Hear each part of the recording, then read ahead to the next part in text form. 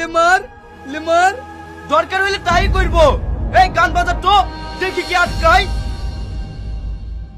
তোকে ছাড়া ভাল লাগে না কেন জানি রে। তোমাকে এখানে দাঁড়িয়ে দাঁড়িয়ে অপমান হতে হবে না, তুমি চলে আসো।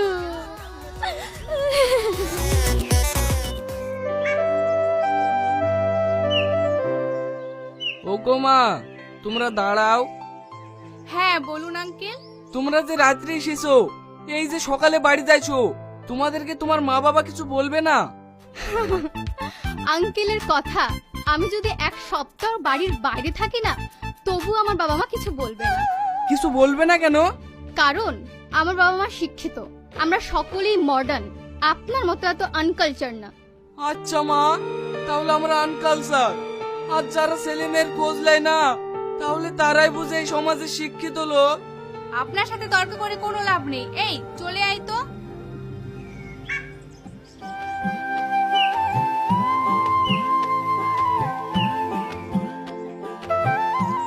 মরল সাহেব, একটু দাঁড়ান।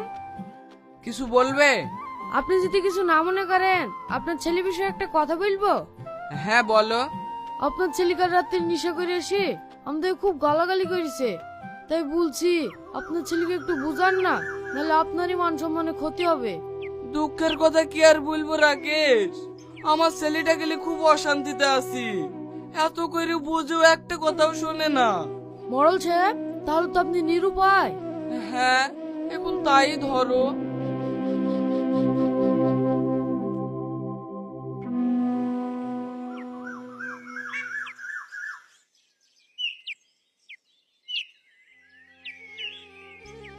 কি গো, বাজার থেকে এসে মন খারাপ করে বসলে যে?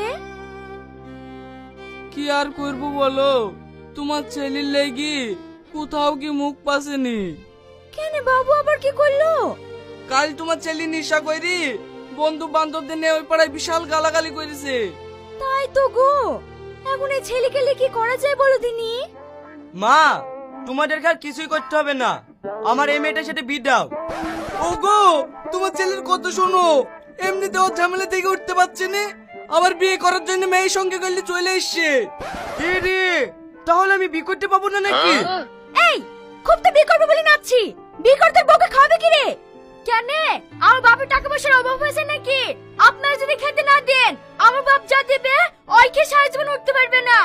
এই চুপ করো, মেয়ে না পাতি খুর রে। এই, তোমার বাপের কলাক টাকা আছে তাই রাপন মারছো? আব্বা, বেশি বাড়াবাড়ি হইতেছে, পরিষ্কার করে বলি দাও, বিয়ে দিবা কি না? না দেবো না। আব্বা, তুমি যদি আমার বিয়ে না দাও, তাহলে আমি কিন্তু এই ঘর বাড়ি সব আগুন লাগিয়ে দেবো। ওগো, তুমি আর তো জেদ করো না, ও যখন বিয়ে করতে চাইছে তখন আর বিয়ে দিয়ে দাও। এই, আমি তোর এই মেয়ের সঙ্গে বিয়ে দেবো, কিন্তু আমার একটা শর্ত আছে। কি সত্য বলো?